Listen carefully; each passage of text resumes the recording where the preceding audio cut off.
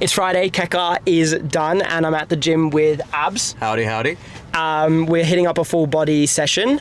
There is the gym, so we will see you guys in there.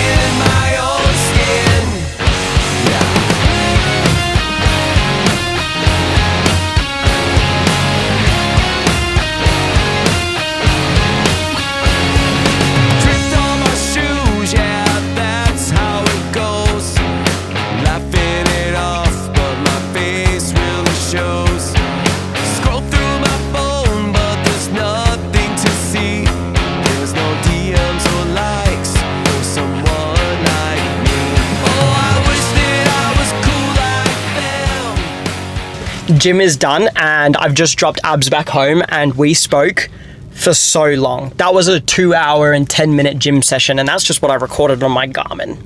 And I just wanted to speak about that for a second, because I think people underestimate how important a conversation is. Now, Abs is a phenomenal human. He's great. He's happy. I'm happy. We're great. But that conversation where we were just chatting absolute random, I don't want to swear, I don't know how much of an impact that has to him, but I know on me, this is probably the best day I've had for a while. And I think we can very much so and very quickly forget just how important a simple conversation is, or a simple hello is, or a simple smile. I said it in a previous video. A small act of kindness for someone might be nothing to you, but it could be their entire life. It could be the reason why they have a good day or a good week, or choose to stick around, or literally anything. So I use this analogy of pebbles and boulders, and I use it in a sense of your pebble might be someone else's boulder. So someone might come to you and they might say, oh, my dad didn't buy me a MacBook yesterday when I broke mine. And to you, you sit there and go, okay, but to them, that's like their entire life was on this MacBook, or their entire, like, they genuinely feel like their life is crumbling. And it's the same way thinking like, well, I'm dealing with this, and this. To you, that is a pebble, but to them, that's their boulder, because you're dealing with more or less. People's problems and people's issues aren't any less or more important just because yours are bigger or smaller. Your problems aren't any less important because they are smaller or bigger. However, it is important to know that someone else's boulder is your pebble, and someone else's pebble is your boulder. It's the same way when you do something nice to someone. You might think that a smile at a stranger or holding the door open for them meant nothing, when realistically, it was pretty much that person's everything. Or you tipped the waitress an extra $5. I know that's an American thing, not an Australian thing. It's an example. That extra $5 allows her to put food on the table for her kids. You never know. To you, it's $5. But anyway, that's a ramble. Abe and I spoke a lot, and I loved every single moment of it. I think talking is probably my favorite thing to do, which is why this segment of this video is so long. Apologies for that. I'm going to head home. I'm going to probably edit some videos, or do uni, eat lunch. I don't know, I've got a lot to do. So I'll do a shot list for a video. There's heaps for me to do. I'll do something, but I will update you when I'm there. Ashlyn is home. I liked that. Did you? I tried to do my hair to film a different video, and I think I look like Simon from The Inbetweeners. So I'm going to let it grow out before I film that video, because it's a bit more serious. For uni, I'm currently coding a app for Garmin. I'll show you what it looks like, which basically assesses your cadence throughout a run and then presents you with a whole load of data, basically saying if it was in your normal range and all that. So my job at the moment is testing, so it's a group project. So I specifically test the alert sensor logic. So there should be a feature of it, for example, that vibrates if you're outside of your usual cadence range. The whole goal of the app is to stop runners from getting injured, judging by cadence. It wasn't my idea, it was someone else's.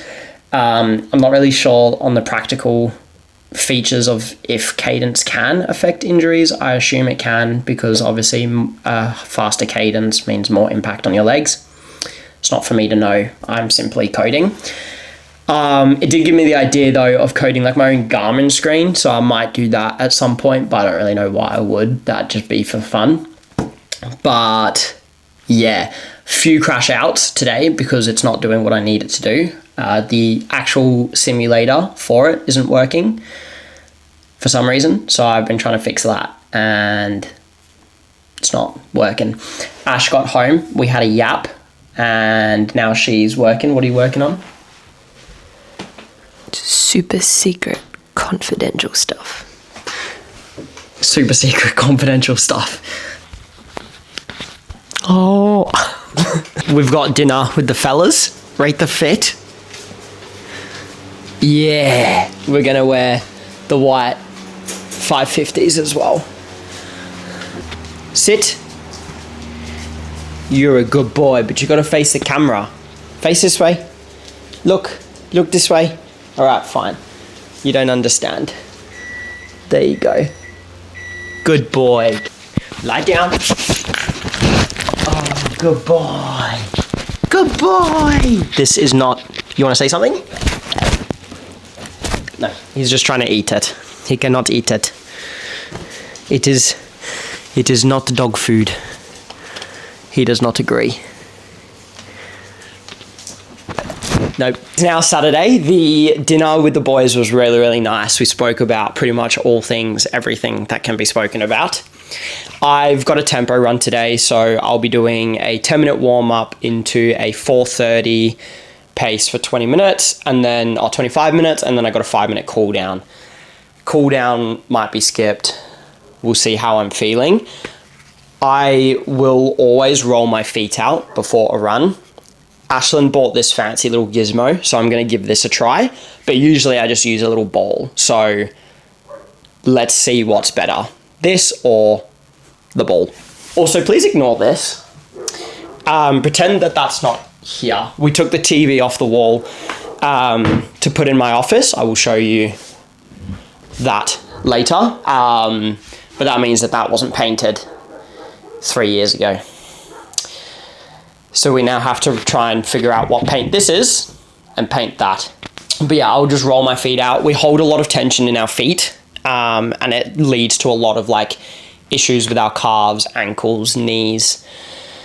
And I found that rolling out my feet every day like makes the biggest difference. And like I've skipped a couple of days and I feel awful.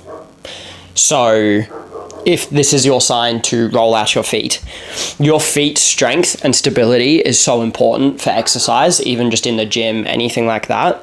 So if you have weak feet, start strengthening them, please.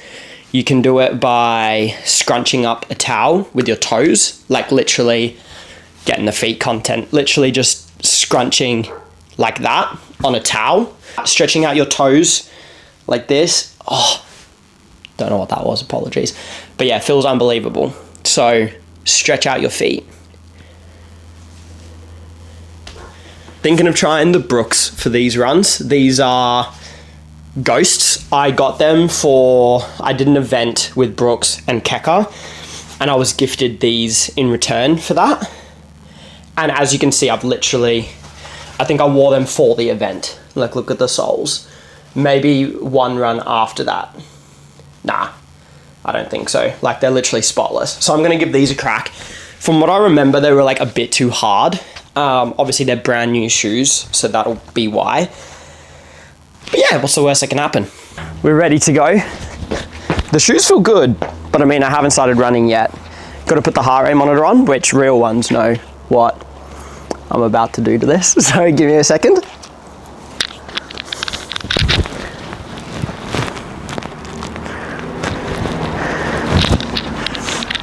Honestly, if you're not licking your heart rate monitor to put it on, are you a real runner? That's a question that we need answered. But anyway, I'm gonna do a bit more warm up and then I'm gonna get going. Yeah.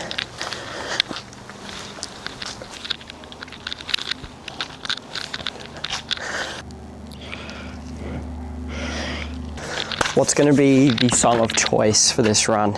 I've also got my little race belt on, my little bum bag for my phone. Honestly, I think this song is like the song of the month for me. I can't even express how many times I've listened to this song. Dawns by Zach Bryan, top tier. Okay, so after I came home from my run, I'll pop it up on the screen. I did 7 kilometers at like a 4:58, I think. My chest was super tight, so definitely didn't complete the full run, but that's okay. Sometimes you gotta listen to your body. Nyla, do you wanna say hi?